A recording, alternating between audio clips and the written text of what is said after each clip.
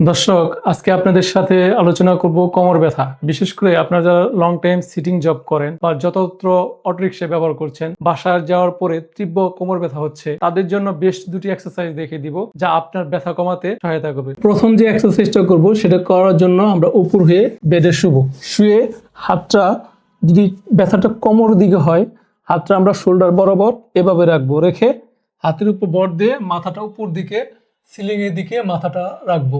এভাবে রেখে 10 পর্যন্ত কাউন্ট করব। 1 2 3 4 5 6 7 8 9 10।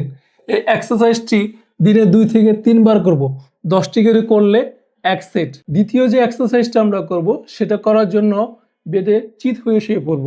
চিত হয়ে শুয়ে এভাবে চিত হয়ে শুব। শোয়ার পরে পাটা উপর দিকে উঠাবো, উঠিয়ে হাতটা এদিকে ধরে পাটাকে উপর দিকে এইভাবে টেনে ধরে রাখবো। 1 2 3 4 5 6 7 8 9 10। সেম অপর পাটা এভাবে টেনে বুকের সাথে ধরে পাটা উপর দিকে উঠাবো। 1 2 3 4 5 6 7 8 9 10।